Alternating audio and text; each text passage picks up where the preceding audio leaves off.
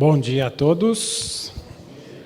Deixa eu colocar água aqui, que ainda mais que faz tempo que eu não subo aqui, a boca seca, né?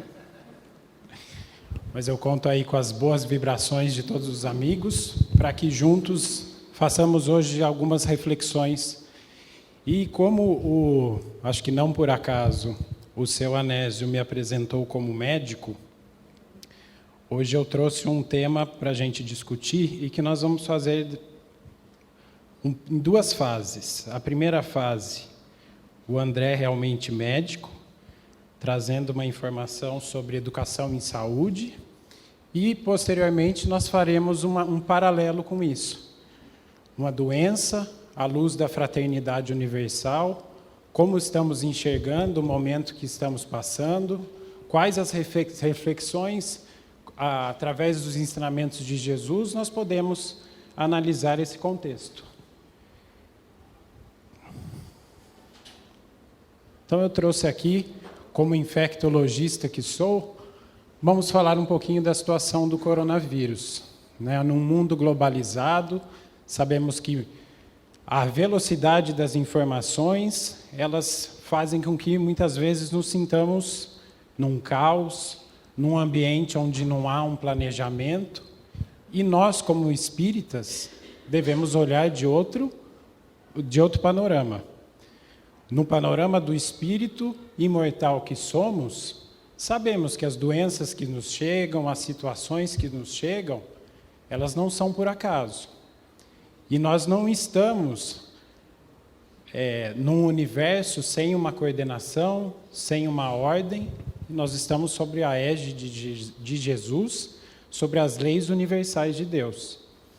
Então, cabe a nós fazermos algumas reflexões, e nesse primeiro momento, como eu disse, algo mais objetivo de educação em saúde, para desmistificar um pouco o que está acontecendo, para num segundo momento fazermos algumas reflexões.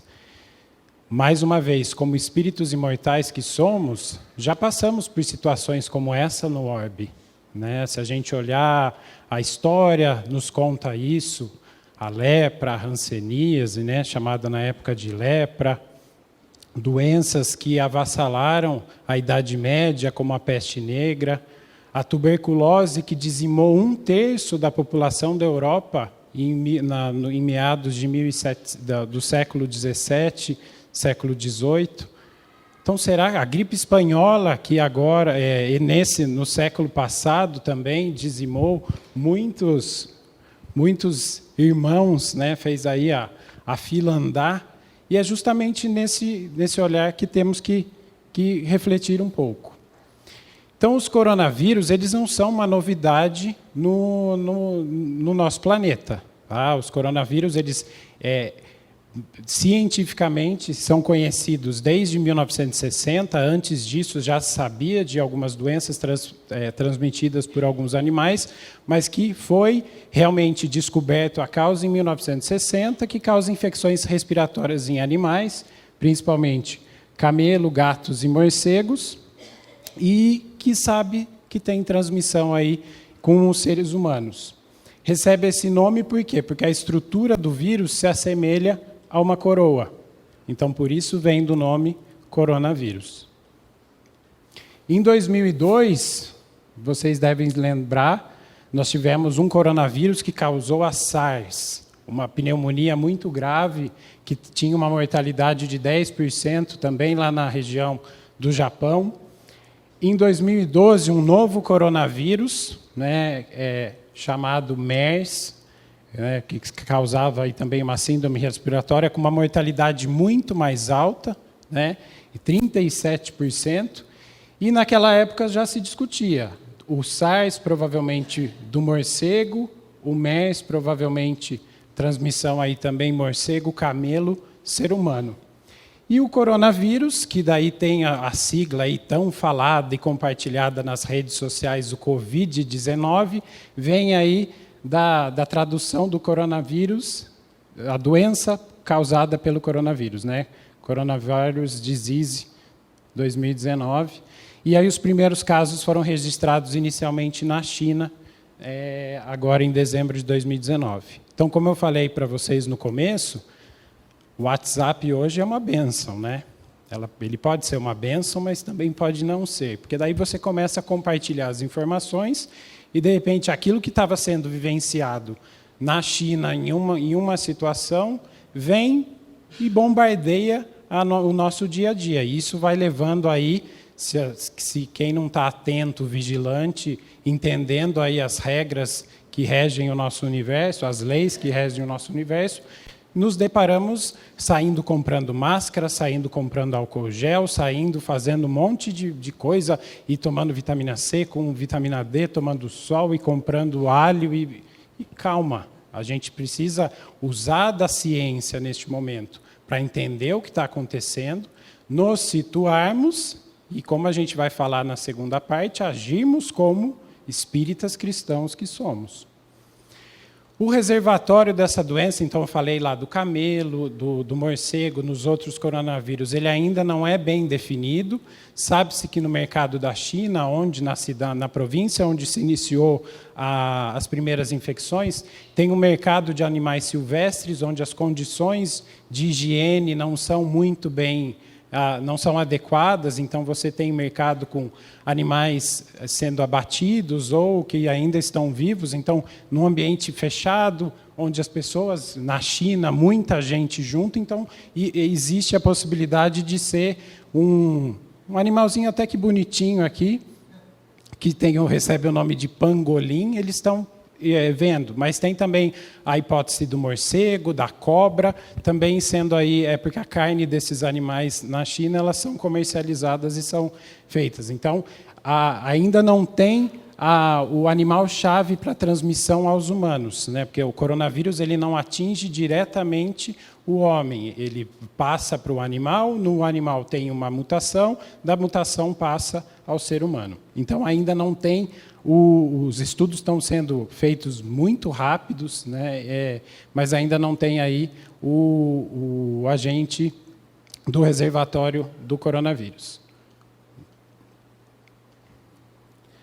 Sabemos que somos um mundo globalizado. Aqui eu peguei só a malha aérea de uma foto instantânea de onde tem gente circulando. Se a gente colocar ainda aqui a questão dos transportes terrestres, se a gente colocar navios, a gente sabe, hoje faz sentido, uma vez eu li uma frase que falava que quando uma borboleta bate a asa no Central Park, no Japão se sente o impacto disso. Então, hoje faz muito sentido isso, a gente perceber o quão corresponsáveis e estamos no mesmo barco. E é isso que nós, como espíritas, precisamos, como cristãos, precisamos começar a pensar.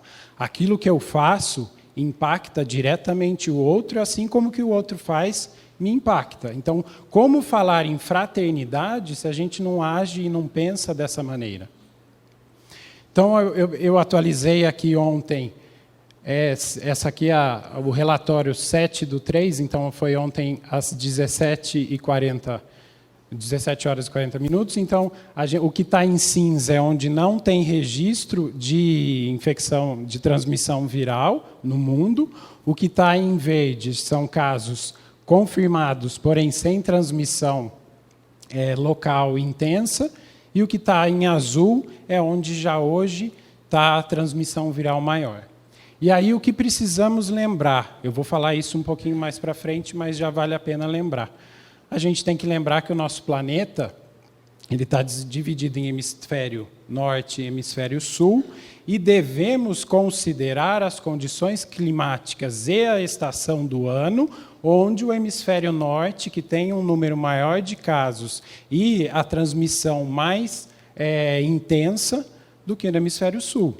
Então, vamos ter contato com o coronavírus? Vamos ter contato, mas não estamos no inverno. Nós temos a umidade do ar, o clima faz com que as partículas que estão no ar caiam mais rápido. Diferente de quando estamos no inverno, onde o ar está seco, as partículas ficam mais tempo suspensas no ar.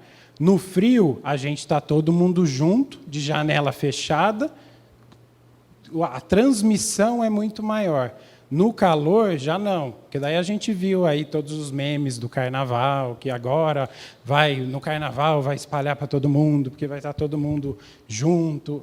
As condições climáticas não são favoráveis para uma transmissão em massa no Brasil, como é hoje no hemisfério norte. Tá? Mas nem por isso a gente vai deixar de fazer as medidas que a gente tem que fazer para se prevenir, que não é só por conta do coronavírus. Anualmente, nós temos muitos vírus respiratórios circulando, já temos vacina para esses vírus, e mesmo assim nem todo mundo toma. E hoje, o vírus influenza, que um deles, o mais famoso aí que ficou falado, é o H1N1, mata muito mais no mundo do que o coronavírus. Então, assim, estamos fazendo a nossa parte? Hoje se fala muito, né? Está na mídia falar de higiene, toalete respiratória, cobrir a boca, não usar lenços que não sejam descartáveis, lavar as mãos. É novidade para alguém? Ou agora que isso me ameaça, eu dou valor? Então, olha o egoísmo aí permeando as nossas relações. Então, enquanto estava lá na China e não me afetava, estava tudo bem. Aí, a hora que chega para mim, aí me atinge. Então, como que estamos atuando e pensando mesmo? Então, o total de casos ontem, nesse horário no mundo, eram 101 mil casos.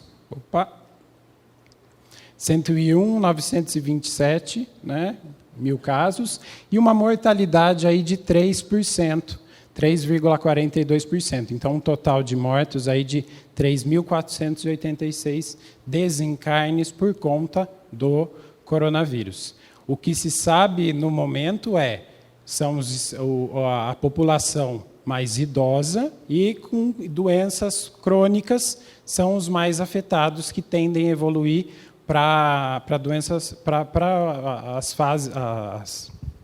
formas graves da doença. Tá? O coronavírus, diferente dos outros coronavírus que temos no mundo, esse não tem atingido muitas crianças. Então, o que tem se observado mesmo são adultos, idosos, né, não adultos, idosos e pessoas portadoras de doenças crônicas. E no Brasil, também, de ontem às 18h35, 674 casos suspeitos, 602 casos descartados, 19 casos confirmados e nenhum óbito.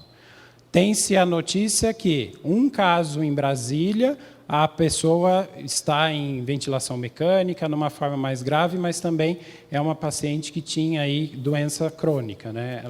E no estado de São Paulo, são 184 casos suspeitos, 13 casos confirmados, 246 casos descartados.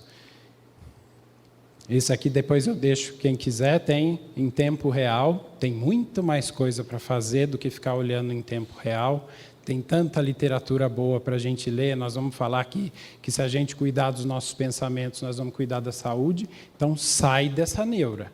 Tem muito trabalho, mão na massa para a gente fazer, do que ficar preocupado que nós vamos, né? Tem polvinho de crochê para fazer, se não puder fazer o crochê, arrecada a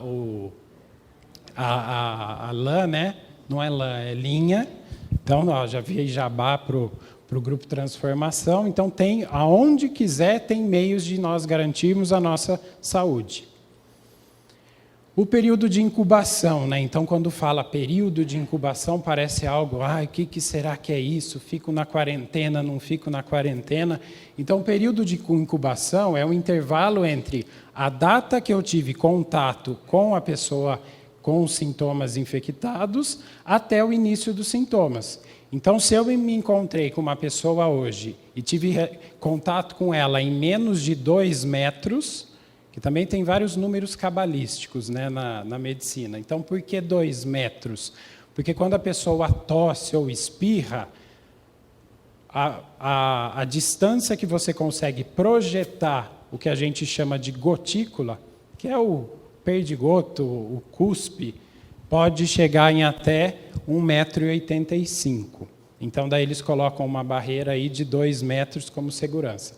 Então, nós vamos ver lá na frente, vou citar rapidamente, que para você ter o risco de ter entrado em contato e o risco da infecção, leva-se em conta vários números para garantir isso.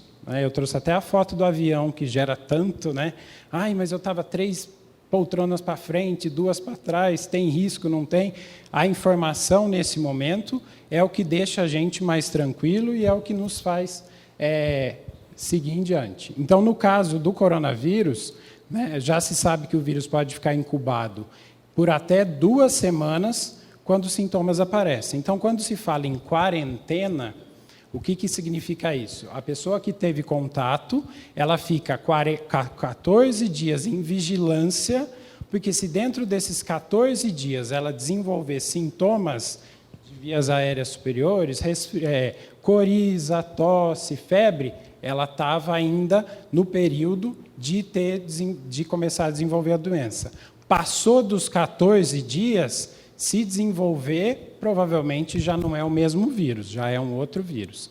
Então, o que foi feito com quem foi resgatado lá na China? Foi trazido, só um momento. Foi trazido para um local, ficaram 14 dias isolados, passou desse período, ninguém desenvolveu sintoma, está liberado, porque a chance de ter a transmissão aí, de desenvolver a doença, é muito pequena. Então, é lógico, isso aqui é média, né? Mas por até 2 semanas aí é o que a gente tem observado nos números aí com os pacientes. A transmissão, então, como eu falei para vocês, neste momento a transmissão ela é por contato com secreções, seja indiretamente, a pessoa tossiu, a pessoa não pôs a mão na boca, eu tive contato, né, com secreções, ou contato indireto. Então, direto, pus a mão aonde a pessoa tossiu, indireto, recebi a tossida. Por isso que a higiene, né, que não é coisa de novidade nenhuma, ela é muito importante. A transmissão costuma ocorrer pelo ar ou contato pessoal com secreções contaminadas, como gotícula de saliva, espirro, tosse, catarro, contato pessoal próximo, como toque ou aperto de mão com pessoa infectada, contato com objetos ou superfícies contaminadas, seguido por contato com boca, nariz e olhos. Então, é justamente esse contato, como eu falei para vocês, é o ar o principal disseminador da doença, mas aí existe também o contato direto. Aqui tem a fotinha do avião, né? O que está em rosa mais escuro são considerando aí os 2 metros, o raio de 2 metros de cada poltrona, da onde está o caso índice, que tem o maior risco. Tá? Então, isso também é levado em conta quando chegou um paciente com caso suspeito que veio de um país onde está tendo a transmissão, então, no caso que todos ouviram falar da Itália, eles fazem o cálculo de aonde estava sentado esse passageiro, quem eram as pessoas que estavam no raio dele, e essas pessoas daí são monitoradas por 14 dias para ver se tem ou não o contato, o início dos sintomas. Então, como isso é feito hoje pela Anvisa, né? Eles pegam os registros da Polícia Federal, quem veio no mesmo voo, onde estava sentado, fazem esses cálculos e entram em contato e faz tudo isso. Tá? Sinais e sintomas clínicos são principalmente respiratórios, semelhantes a um resfriado ou uma gripe comum. E aí vocês vão agora, momento cultura, né, para você contar aí na hora do almoço. Qual que é a diferença entre um resfriado e uma gripe? Né? Então, resfriado, você pode ter febre, mas geralmente é febre mais baixa, mas não dá aquele sintoma geral que derruba homem em cama. Entendeu? Mulher é boa, parabéns para as mulheres, todas as irmãs aí pelo seu dia, né? Como o senhor Anésio já falou, quem não foi ainda vai ser, né? Mas quando, por exemplo, o resfriado derruba o homem. O homem fica de cama, faz drama. Já na mulher não derruba. A mulher continua trabalhando, faz tudo isso. Não é assim que acontece? Então, o resfriado, você tem sintomas respiratórios altos. Então, escorre o nariz, pode ter um pouquinho de coceira nos olhos, tem um pouco de dor de garganta, uma febre baixa, mas você consegue, ela se resolve mais rápido e você consegue continuar fazendo as atividades do dia. Já a gripe, não. A gripe já é sintomas mais sistêmicos. Então, tem febre, costuma ser mais alta, o nariz escorre, você tem também dor de garganta, mas daí você já tem dor no corpo, mal-estar, vontade de entrar embaixo da coberta e assistir sessão da tarde, é isso mais que dá. Tá? Então, essa é a diferença entre gripe e resfriado. Então, o resfriado é mais brando, gripe é um pouco mais, acaba atingindo o corpo como um todo. E podem também causar infecção do trato respiratório inferior, como as pneumonias. Então, no caso do Covid-19, então, a maioria dos casos, 80% dos casos, evolui para resfriado ou uma gripe comum, e 20% dos casos tem chance de evoluir com pneumonia. Tá? E aí, dessas pneumonias, algumas como formas graves. Principais sintomas, então, são febre, tosse, coriza e dificuldade para respirar. Então, assim, quando você fala em epidemiologia e investigação epidemiológica, você tem que levar em consideração sinais e sintomas. Então, se você falar que não teve febre, não é. Então, é um critério maior que a gente chama para ser infecção pelo coronavírus, tem que ter febre. Mas eu acho que eu tive febre, porque a febre foi interna. Então, meus irmãos, hoje a gente já tem termômetro. Não vem que vocês querem deixar médico nervoso, vocês falam, teve febre, aí tive a febre interna. É óbvio que ela é interna, né? Mas meça, tá? Mãe com pediatra, por favor, hein? Não cometa essa... Teve febre? Acho que teve uma febrinha sim. Termômetro, tá? Tecnologia, evolução nossa instrumentos que nos auxiliam a ter a informação. Tá? Então, tem que ter febre com pelo menos daí 2 dos sintomas.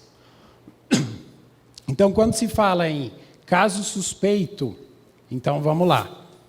Situação 1, febre, pelo menos um sinal ou sintoma respiratório, como tosse, dificuldade para respirar, batimento das asas nasais. Olha que nome bonito para quando você está cansado e o seu nariz faz assim, ó. Isso chama-se batimento das asas do nariz. Tá? Histórico de viagem para a área com transmissão local, de acordo com a Organização Mundial de Saúde. Então, antes, era só quem veio da China. Mas agora, se vamos lembrar lá do mapa mundi lá, que estava em azul, a gente já tem mais de 26 localidades que estão com a transmissão mais alta. Situação 2, febre ou pelo menos um sinal e sintoma respiratório, né, e histórico de contato próximo de caso suspeito. Então, vamos pegar o exemplo prático, que foi o primeiro caso no Brasil.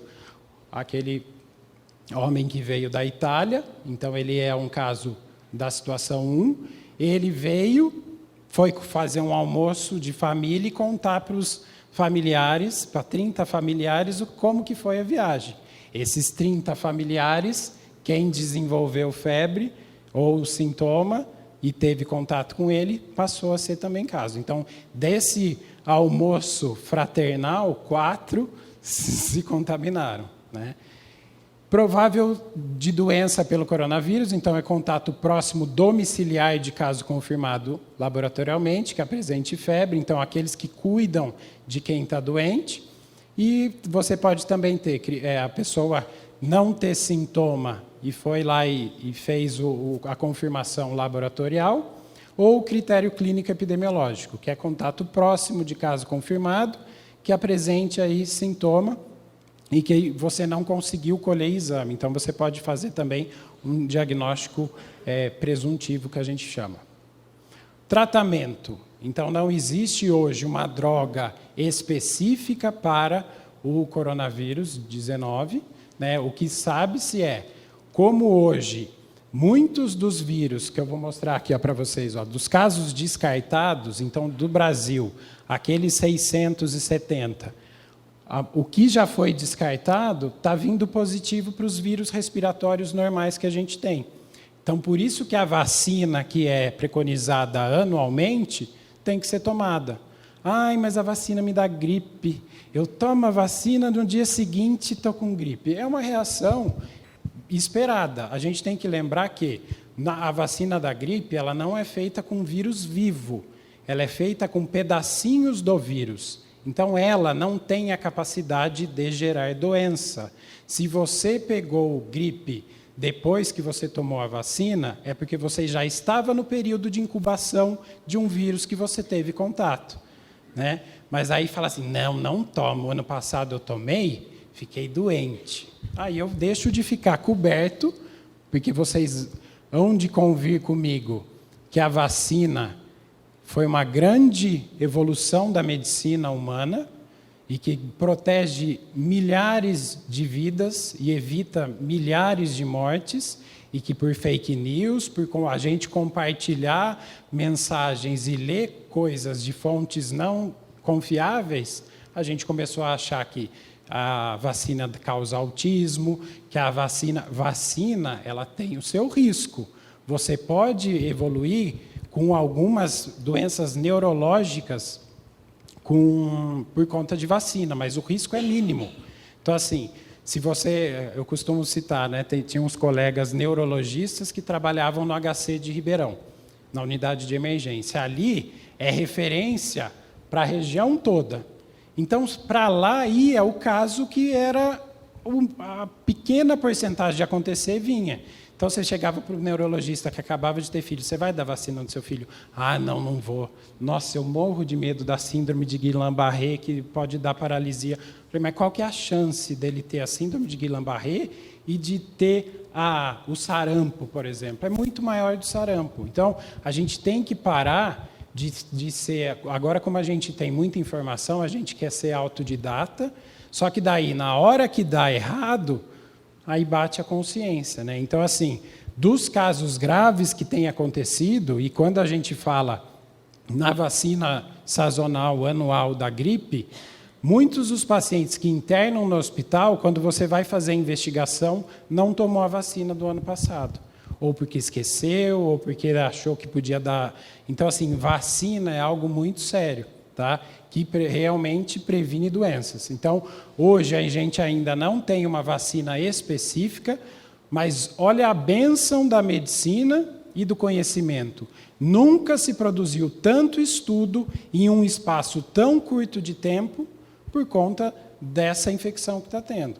Então, se a gente colocar o óculos de uma visão mais ampliada, olha o benefício que esse caso está gerando para toda a humanidade.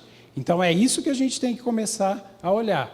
O tratamento de suporte para casos moderados e graves, então, tem aí estudos mostrando que alguns medicamentos antivirais, porque o HIV também é um vírus que é usado no tratamento de HIV, tem dado certo aqui, então a gente tem alguns estudos que estão em andamento.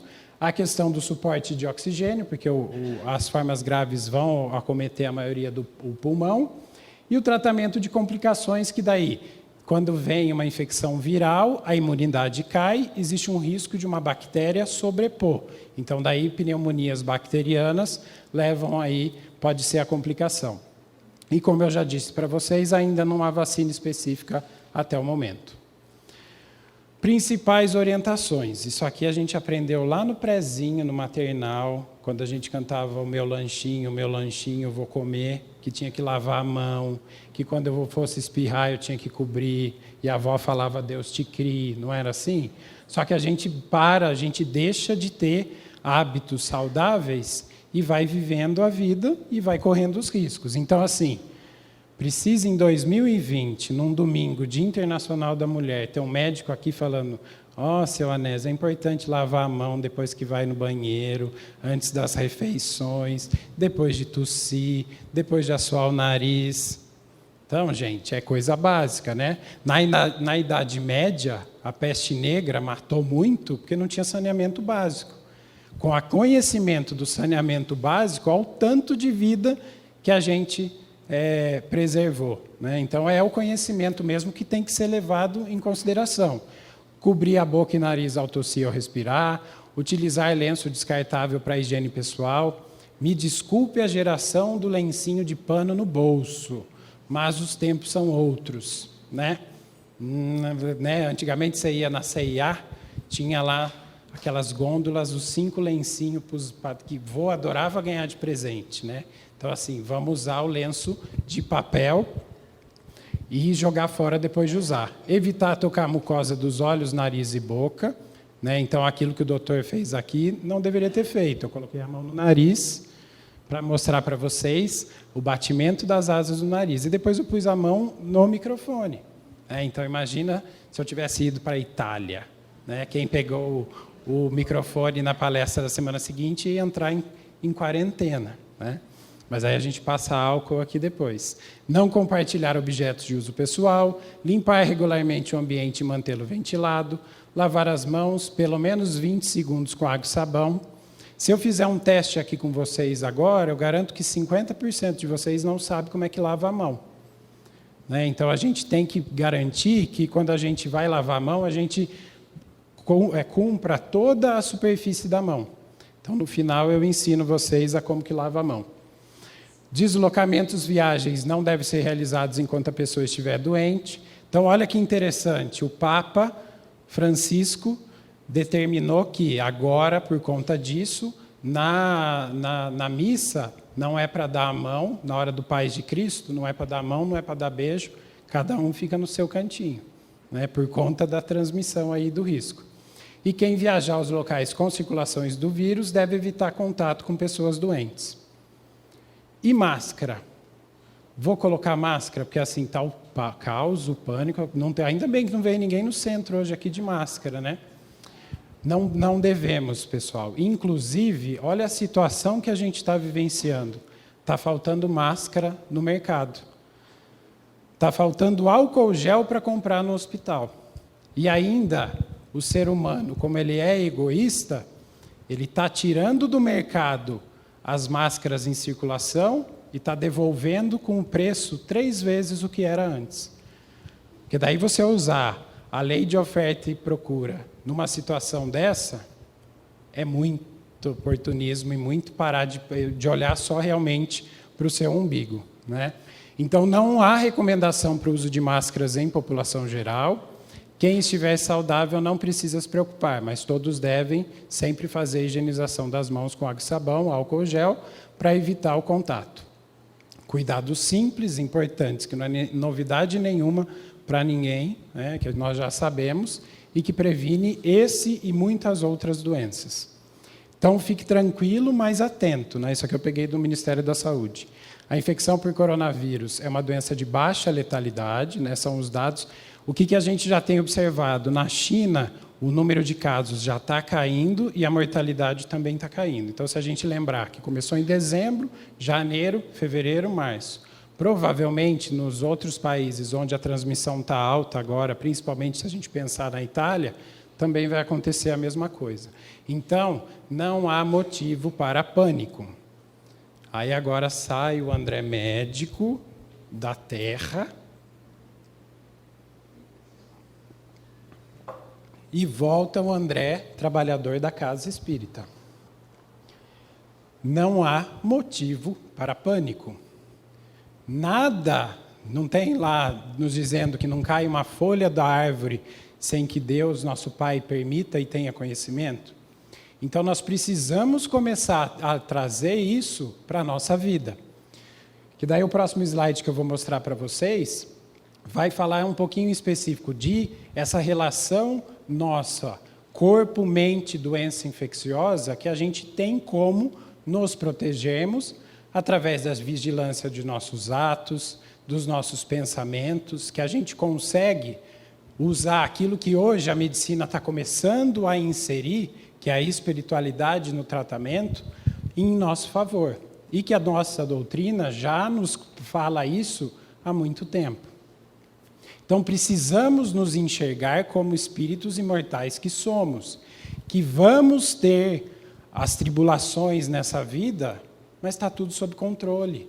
A gente tem que entender que o que acontece hoje tem um motivo, e se estamos, como sabemos, num planeta de provas e expiações, esse tipo de provação e de acontecimento é necessário para abrir os nossos olhos. E a gente fica achando que não, que por que isso está acontecendo comigo? Então é essa reflexão e esse autoconhecimento que eu tenho que fazer. E que eu sou corresponsável por aquilo que está acontecendo na China, na Itália, e que eu posso ajudar a fazer isso. E daí nós vamos ver rapidamente como isso. Então, se a gente olhar a questão de como hoje eu fico doente, eu tenho que ter 3 fatores. Eu tenho que ter um corpo encarnado, né? Nós não vamos entrar agora na questão das doenças do perispírito, porque isso aí dá um seminário inteiro, mas então vamos pensar assim. Eu, André, aqui hoje, eu tenho os meus fatores genéticos, a minha predisposição, a minha imunidade, que ela vai estar boa ou não, dependendo de como eu ajo, e eu vou falar isso um pouquinho para vocês, os meus comportamentos e meus hábitos.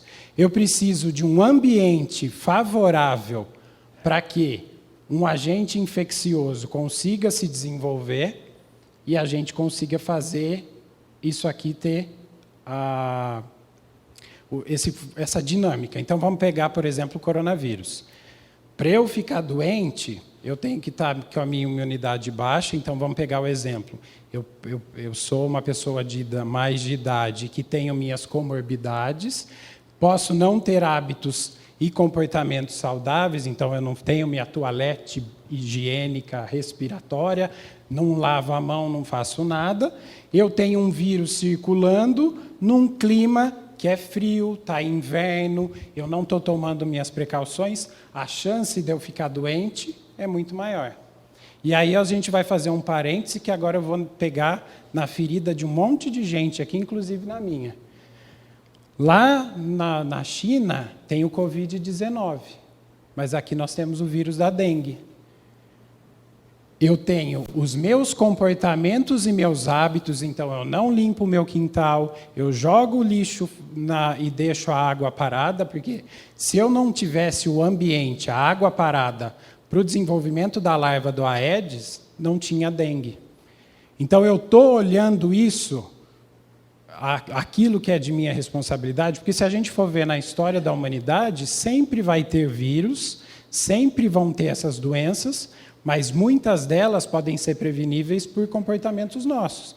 Então, por exemplo, na China, será que que é uma questão cultural, mas essa questão de manipular animais em mercado livre, com sangue escorrendo, esse tipo de hábito é saudável?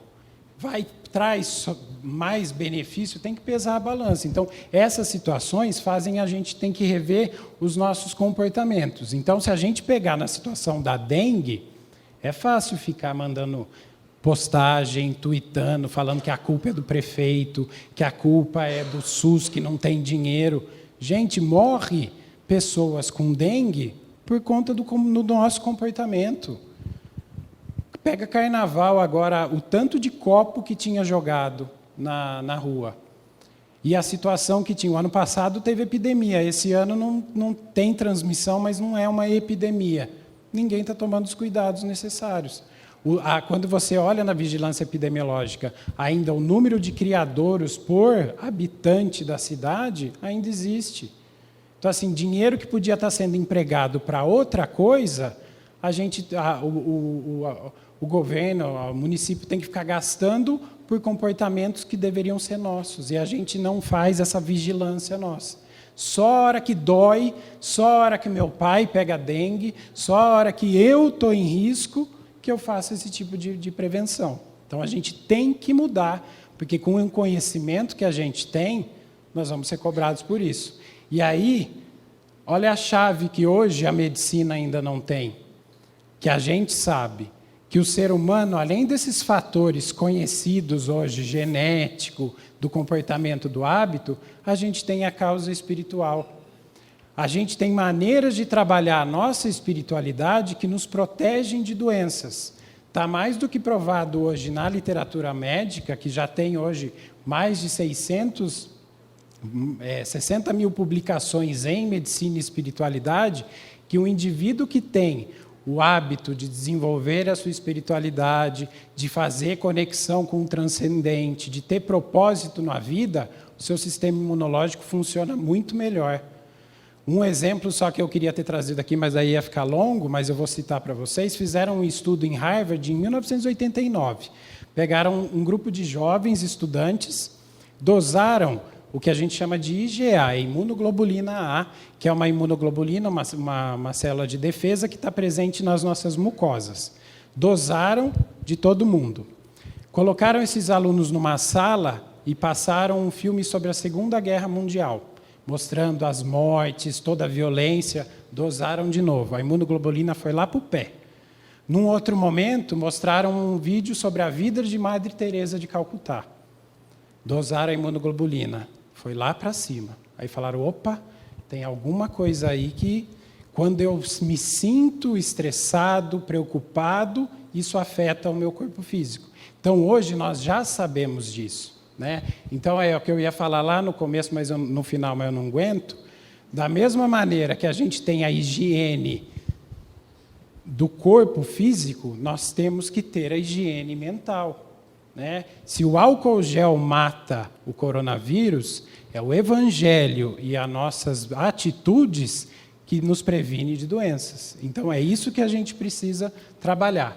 Sabemos, como espíritos imortais que somos, que temos as leis divinas da lei de causa e efeito. Então, pode ser que não estava na minha programação reencarnatória ter coronavírus, mas pode ser que estava sim. Né? Então, a gente tem que lembrar disso, né? Que também mais para frente a gente fala só disso, e temos principalmente o nosso livre-arbítrio, que rege os nossos comportamentos e os nossos hábitos. E aí eu fui dar uma olhada em algumas... Tem um livro que chama Cartas ao Dr. Bezerra de Menezes, que a AME Brasil, a Associação Médico Espírita, pegou os acadêmicos de medicina, eles escreveram cartas para o Dr. Bezerra, e durante um ano essas cartas foram respondidas através de psicografia, e isso virou um livro. É muito interessante. Então, não é esse ainda, viu? Eu estou adiantado. Mas aqui, ó, pesquisas científicas demonstram que indivíduos que desenvolvem a espiritualidade são mais saudáveis, com impacto direto na imunidade. Eu já falei, né? Espiritualidade eu defino como a busca pessoal pelo sentido da vida e a relação com o transcendente. Religiosidade é a maneira que eu uso para atingir a minha espiritualidade. Então, mudanças de sentimentos e desenvolvimentos de virtudes vão fazer com que a minha imunidade aumente. Sentimentos negativos, estresse, ativa um sistema neuroendócrino, eu libero um hormônio chamado cortisol, que é o hormônio do estresse, ele diminui a sua produção desses, e funcionamento das células de defesa, e eu aumento a suscetibilidade a doenças. E aí isso aqui é muito interessante, porque assim, esse é o chamado mecanismo de luta e fuga. Ele é um mecanismo neuroendócrino nosso, fundamental para a nossa sobrevivência. Por exemplo, vamos supor que entrou agora um leão aqui. Eu olhei para o leão, o meu cérebro vai falar, André, corre. Ele vai liberar o cortisol na minha corrente sanguínea, vai acelerar meu coração, meus músculos vão receber glicose para eu sair correndo. Só que, por exemplo, se eu tenho mágoa, se eu tenho ódio, se eu tenho rancor, sentimentos ruins, geram o mesmo efeito no meu organismo. Então, algo que é para ser eventual para a sobrevivência, se eu não começo a monitorar meus pensamentos, isso vira uma cadeia constante que eu vou me adoecendo. E aí entra aí, desde o adoecimento físico, abertura para obsessão e muita coisa. Então, assim, tudo é pensamento e vontade. Tá? Como entender um Deus amor? Então, agora é a carta do Dr. Bezerra de Menezes. Que daí a pergunta do aluno era o seguinte, que ele estava no 6º ano de medicina e que ele se deparava com muitas pessoas muito boas, mas que faziam tudo certo, mas que ficavam doentes, e também situações em que as pessoas não conseguiam sair daquela pobreza. E por que a doença? Então, como entender um Deus amoroso e a presença da dor? Então, ele fala que é preciso refletir que a humanidade, como expressão da comunidade terrena, vive uma forma ou expressão peculiar de experiências condizentes com o seu estágio evolutivo e com sua necessidade de aprimoramento. A dor é mecanismo de evolução e de despertamento. Então, se estou tendo esse tipo de doença na humanidade, o que eu preciso enxergar além do alcance que eu não estou enxergando? Que mensagem essa dor me traz? É o convite para que o espírito retorne à sua busca de saúde, que, se a gente lembrar, é a plena harmonia da alma. Se a gente perguntar aqui hoje quem está saudável, alguns vão levantar a mão. Mas eu tenho que lembrar que saúde é a perfeita harmonia da alma, no seu sentido físico, psíquico e espiritual. Então, a gente, me desculpe falar isso no domingo, mas a gente está aqui, a gente não está saudável. A gente tem muito trabalho para conquistar essa saúde. A dor e a doença são efêmeras perante a eternidade da vida. O adoecimento já é em si a caminhada de reparação, o resultado dos desenganos do espírito em sua vida, transformando-se imediatamente em aguilhão a chamar o reposicionamento do espírito. Ver de um ou de outro modo depende da escolha da criatura e da sua possibilidade de compreensão.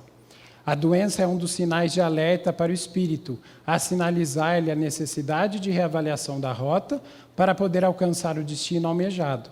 Mas eu tenho que lembrar, gente, tem doença que, através do meu comportamento e dos meus hábitos, eu evito. Porque senão tudo vira culpa dos espíritos, tudo vira culpa que é karma. Karma. Karma, para e pensa. Né? Porque, às vezes, é aqui mesmo a causa da nossa doença. Deter-se a entendê-la como obstáculo é fechar os olhos para não percebê-la como desafio para alcançar novos recursos, conseguindo alçar novos patamares evolutivos. Então, como já foi dito, está tudo sob controle. É nós que temos que ter a visão do espírito imortal e trabalhar para conquistar essa saúde no seu amplo sentido. Então, como combater as infecções? Né? Bons hábitos de vida, autoconhecimento e a reforma íntima, educação dos sentimentos, então, através da nossa conduta mental, muito falados nos nossos grupos de estudo, a higiene mental através da prece, né? Trabalho no bem. Não tem coisa melhor do que tratar aí as nossas angústias do que você pegar um propósito, pôr a mão na massa e trabalhar no bem. E seguir os passos do mestre, amar ao próximo, o perdão incondicional e o desenvolvimento da virtude. É fácil isso, gente? Não é fácil isso. Mas hoje a gente tem informação, os instrumentos de como trabalhar isso e incorporar isso na nossa vida. E aí as reflexões considerando a fraternidade universal, né, o que eu vou deixar aí as perguntas para a gente ir pensando do decorrer da semana. O que essa epidemia tem a nos dizer? Então, se eu me considero filho de um Pai Nosso, quem está lá do outro lado do mundo, eu estou ligado a Ele e eu tenho a corresponsabilidade de me conectar, de mandar vibração, de mandar prece, porque a gente sabe que o pensamento ele é um trabalho no bem. Né? O fato de eu estar vibrando por aqueles que estão nos hospitais, que estão nas cadeias, que não vieram aqui hoje, já é um trabalho no bem. Como anda a minha fé? Então, assim, se eu ando desesperado, porque às vezes a gente se depara com alguns pensamentos e algumas situações e fala, isso não é assim, não. Nós não estamos sem leme. Tem alguém aí conduzindo a gente e esse alguém é Jesus. Reflito sobre o sofrimento alheio ou simplesmente me protejo para não ser atingido? Farinha é pouca, meu pirão primeiro. É assim que a gente pensa ainda no mundo de hoje. Estou fazendo a minha parte na prevenção de doenças como essa? Meus hábitos? A gente viu lá um monte de doenças. Gente, na minha especialidade, 90% das doenças são preveníveis, né? No hospital, não digo 90%, mas, por exemplo, 100% da infecção de catéter sanguíneo é prevenível com lavagem de mãos e o manuseio correto desse catéter, e a gente tem. E aí, olha como o profissional de saúde, muitas vezes, ele é egoísta. Quem é profissional de saúde é que sabe. Você, muitas vezes, entra num quarto de isolamento de contato, sem lavar a mão, porque a bactéria sempre existiu, está ali. Mas eu nunca vi alguém que entrou num quarto de tuberculose sem a máscara. Por quê? Porque daí eu tenho medo de pegar a tuberculose. Vai que eu pegue. Agora, a bactéria que foi na minha mão e que foi no outro paciente depois, e que eu levei para minha casa, mas é algo que não é tão palpável, isso eu não me preocupo. Então, já saiu um artigo dizendo que o profissional da saúde ele é egoísta, porque ele olha, ele se preocupa a hora que atinge ele, né? Como um espírita cristão, tenho me comportado de maneira adequada, então procurando me informar e não espalhando caos e desespero. Então, olha bem, gente, na hora do desenlace, suas postagens do Facebook e do WhatsApp vão aparecer num telão, né? E aí? E a última reflexão, que aí esse é o último slide, é com relação à vacina. Mais uma vez, mostrando para vocês a eficácia da vacina e o poder que essa vacina tem. Se a gente pegar aqui, ó, o coronavírus lá da época do MERS, o Covid, o SARS, um infectado transmite aí para uma pessoa, né, o MERS, a gripe 1 para 1,5, o Ebola 1 para 2, Covid 1 para 3, quase 2,5, 3, SARS aí um pouquinho maior, mas quando a gente pega sarampo, cachumba, rubéola, catapora, olha aqui, uma criança com sarampo, olha o quanto a criança ele infecta. E tem vacina. Morreu criança o ano passado a rodo, por conta de algo que tem prevenção e tem vacina. Nós temos agora a possibilidade de erradicar o câncer de colo do útero com a vacina do HPV das nossas jovens crianças. E tem gente que não dá essa vacina. Já pensou? Faz aí, ó, quem que você lembra, porque tem pessoas da família ou idosas que faleceram de câncer de colo de útero. Hoje tem vacina que previne a infecção do HPV, que é a principal causa do câncer do colo de útero. E tem gente que não vacina, porque fala que causa autismo, que não gosta de vacina. Vacina, gente, é uma conquista da humanidade. A medicina espiritual traz para a medicina terrena aquilo que vai ter benefício. E isso já veio para a gente desde os meados da década de 40. E aí a gente ainda, porque é teimoso, é orgulhoso, fala não. Aí a hora que morre uma criança, um filho nosso, um parente, aí vai vir a culpa. E aí a gente pode bater um papo um outro dia, o quanto que a culpa prejudica também a nossa saúde. Então era isso que eu queria falar com vocês, né? Agradeço a oportunidade dessa nossa conversa, desmembra muito, eu vou agora ensinar a lavar a mão. Sem água, né?